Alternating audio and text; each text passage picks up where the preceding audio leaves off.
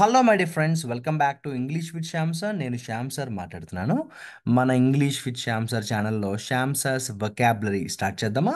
Running నోట్స్తో రెడీగా ఉండండి. Video first time చూస్తున్న వాళ్ళ కోసం చెప్తున్నామా? శ్యామ్ సార్స్ వొకాబులరీ అనే ప్రోగ్రాంలో మనం హిందూ పేపర్లోకి వెళ్ళి కొన్ని ఇంపార్టెంట్ వొకాబులరీని డిస్కస్ చేస్తాము. అవి రన్నింగ్ నోట్స్లో రాసుకోండి, బాగా ప్రాక్టీస్ చేయండి. కాంపిటేటివ్ ఎగ్జామ్స్ ప్రిపేర్ అయ్యే వారికి ఈ శ్యామ్ సార్స్ వొకాబులరీ ప్రోగ్రాంలో మనం నేర్చుకునే వొకాబులరీ చాలా ఇంపార్టెంట్. మనం చూస్తున్నాము సెప్టెంబర్ 3 హిందూ న్యూస్ పేపర్లో ఉన్నాము. Editorial article, first article. ఇది జిఎస్టీకి సంబంధించి, ఎకానమీకి సంబంధించిన ఆర్టికల్. ఇందులో చాలా వర్డ్స్ వచ్చాయి, ప్రతి వర్డ్ కూడా ఇంపార్టెంట్. ఇక స్టార్ట్ చేద్దామా? ఫస్ట్ వొకాబులరీ ఏంటంటే ఎన్హాన్స్. మీ అందరికీ తెలుసు ఎన్హాన్స్ అంటే ఏంటి? Increase, improve. ఎన్హాన్స్ అంటే ఏంటమ్మా? సింపుల్గా చెప్పాలంటే ఇంక్రీస్. ఓకే. తర్వాత ఓవర్ సైట్. జనరల్గా ఓవర్ సైట్ అంటే అర్థం ఏంటంటే సరిగ్గా చూసుకోకపోవడం అనమాట. అంటే fail to notice properly. Oversight అంటే అర్థం ఏంటంటే ఫెయిల్ టు నోటీస్ ప్రాపర్లీ. సరిగ్గా చూసుకోకపోవడం ఏమంటామంటే ఓవర్ సైట్ అంటాము.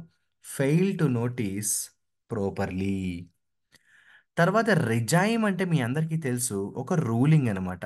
రిజైమ్ అంటే ఒక రూలింగ్. చాలా ఇంపార్టెంట్ కేస్ ఒకటి వచ్చింది ప్రపోజిషన్స్లో కూడా. ఇది మనం బాగా నేర్చుకుంటాం. Entrust with. ప్రపోజిషన్స్లో విత్ కూడా వస్తుంది అక్కడ.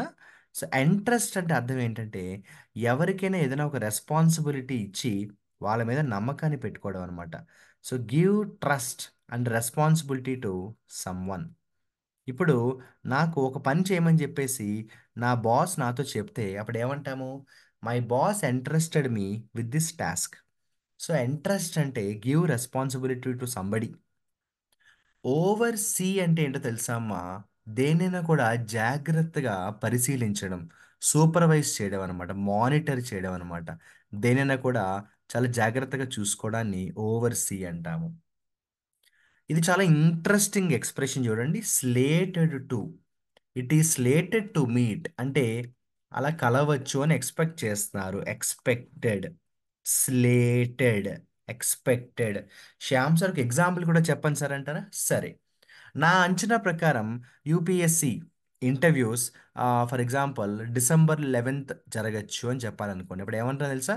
The interview may be slated to conduct the interview may be slated to happen on December 11. So slated to అంటే ఏంటి? ఆ టైంకి జరగచ్చు. ఎక్స్పెక్టెడ్. స్లేటెడ్ టు అంటే ఏంటి? ఎక్స్పెక్టెడ్. తర్వాత చూడండి, పార్లీస్ అంటే ఏం కాదమ్మా. పార్లీస్ అంటే చర్చలు, డిస్కషన్స్, నెగోషియేషన్స్. స్టీర్డ్ బై అంటే కంట్రోల్డ్ బై, గైడెడ్ బై అని కూడా అనొచ్చు. స్టీర్డ్ అంటే కంట్రోల్డ్ లేదా గైడెడ్. పార్లీ అంటే చర్చలు, డిస్కషన్స్.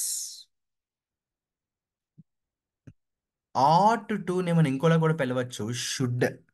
ఆట్ టు అంటే షుడ్. మన కెరియర్లో మంచి పొజిషన్కి వెళ్ళాలంటే we ought to work hard. ఏమంటాము? We ought to work hard. Take stock of ఇది ఒక ఇడియంగా చెప్పచ్చు. దేనైనా కూడా పూర్తిగా స్టడీ చేయడం అనమాట, అసెస్ చేయడం అనమాట. దేనైనా కూడా అసెస్ చేయడం అనమాట. టేక్ ద స్టాక్ ఆఫ్ అంటే స్టడీ సంథింగ్ అని రాయండి. Study something. ఇది కూడా చూడండి, డెలిబరేట్ ఆన్. దేన్నైనా కూడా చాలా జాగ్రత్తగా చూడడం, జాగ్రత్తగా స్టడీ చేయడం. కేర్ఫుల్లీ అబ్జర్వ్ లేదా కేర్ఫుల్లీ స్టడీ. డెలిబరేట్ ఆన్ అంటే కేర్ఫుల్లీ అబ్జర్వ్ లేదా కేర్ఫుల్లీ స్టడీ. ఆర్డర్స్ అంటే అర్థం ఏంటమ్మా? చాలా కష్టంగా. ఆర్డర్స్ అంటే వెరీ హార్డ్, వెరీ డిఫికల్ట్. ఏదైనా ఒక పని మీద ఇష్టం లేకపోతే మనం ఏమంటాము? నాకు ఈ పని మీద ఇంట్రెస్ట్ పోయింది, ఎవర్షన్ వచ్చేసింది అంటాము. అది ఎవర్షన్. ఎవర్షన్కి ప్రిపోజిషన్ టు వస్తుంది. ప్రిపోజిషన్స్ క్లాస్లో కూడా ఇది గుర్తుపెట్టుకోండి. ఎవర్షన్ టు అంటే చిరాకు అనమాట, డిస్లైక్. ఎవర్షన్ అంటే ఏంటమ్మా? డిస్లైక్. ఇక రీవ్యాంప్ అంటే దేనైనా కూడా కొత్తగా మళ్ళీ రిపేర్ చేయడం అనమాట. అంటే డెకరేట్ చేయడం అనొచ్చు. సింపుల్‌గా చెప్పాలంటే రీవ్యాంప్ అంటే రెనోవేట్ అని అనొచ్చు. మన ఏదైనా ఒక బిల్డింగ్ పాత పడిపోయిందనుకోండి ఏం చేస్తాము? రెనోవేట్ చేసుకుంటాం కదా!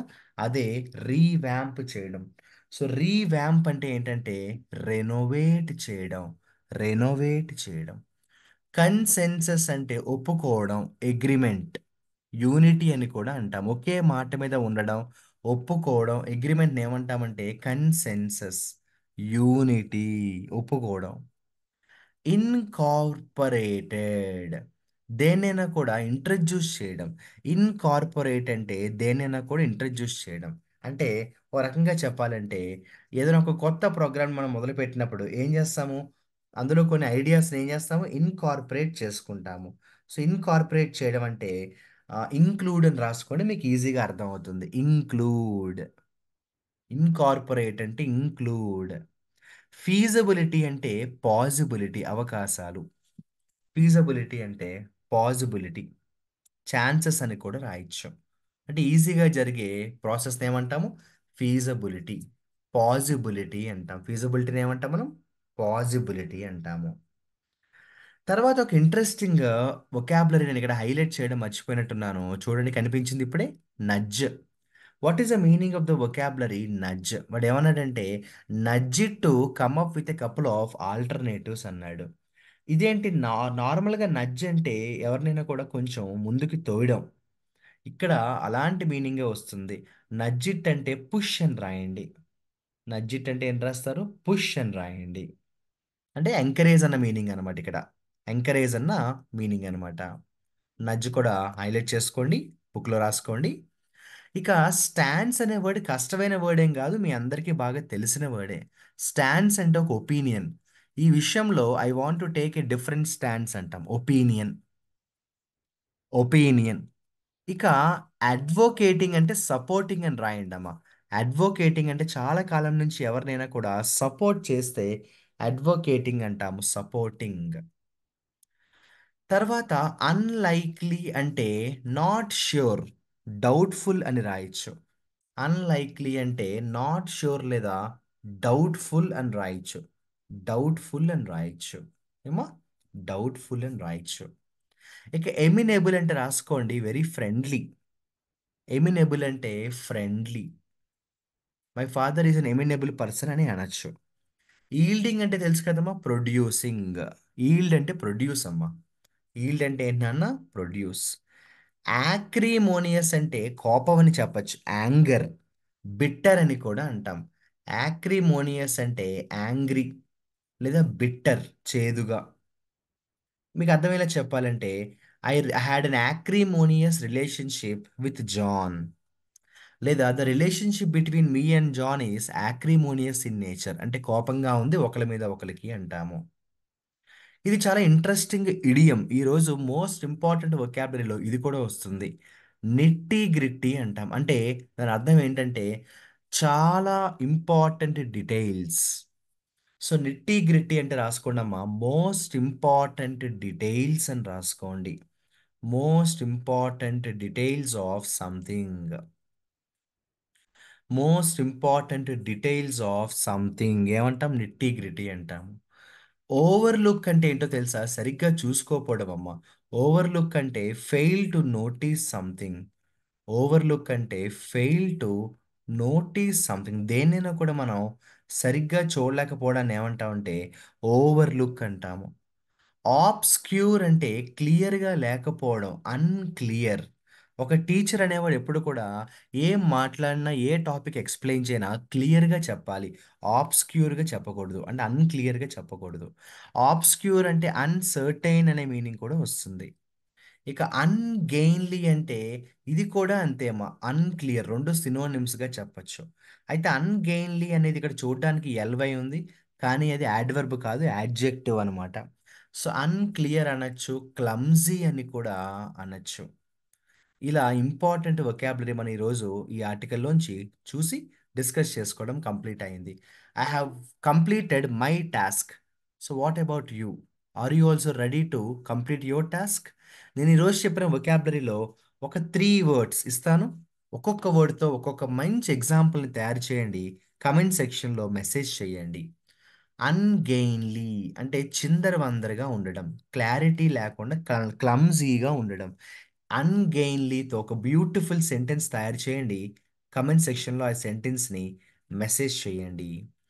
ఇక తర్వాత నిట్టి గ్రిట్టి ఇందాక చెప్పాను. చాలా ఇంపార్టెంట్ ఇడియమ్. సో, నిట్టి గ్రిట్టీతో ఒక బ్యూటిఫుల్ సెంటెన్స్‌ని తయారు చేయండి. మీరు సెంటెన్సెస్ తయారు చేసే ముందు ఒకసారి గూగుల్ చేయండి. ఆ వర్డ్ గురించి ఒక 1 మినిట్ టైమ్ స్పెండ్ చేసి దాని మీద కొంచెం స్టడీ చేయండి. అప్పుడు అది ఎలా యూజ్ చేయాలో మీకు క్లారిటీగా అర్థమవుతుంది.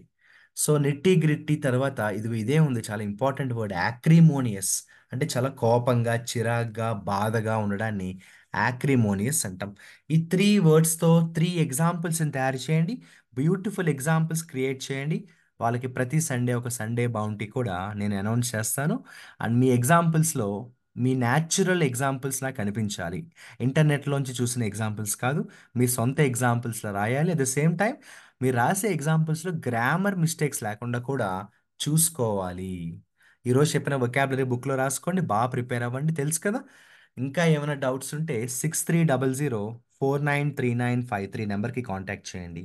తెలియని వాళ్ళ కోసం చెప్తున్నాను. ప్లే స్టోర్‌లోకి వెళ్ళండి. మన ఇంగ్లీష్ విత్ శ్యామ్ సార్ యాప్‌ని ఇన్‌స్టాల్ చేసుకోండి. అక్కడ మీకు చాలా కోర్సెస్ కనిపిస్తాయి. ఏ కోర్స్ ప్రిపేర్ అయితే ఆ ఎగ్జామ్‌కి సంబంధించిన కోర్స్‌ని పర్చేస్ చేసుకోండి. మర్చిపోకండి లైవ్ క్లాసెస్ ప్రతిరోజు జరుగుతున్నాయి. మీరు ఆ లైవ్ క్లాసెస్ కూడా అటెండ్ అవ్వడానికి ట్రై చేయండి. డిసిప్లైన్డ్ ప్రిపరేషన్ ఎప్పుడూ ఉండాలి. Remember my dear friends, education without discipline is illiteracy.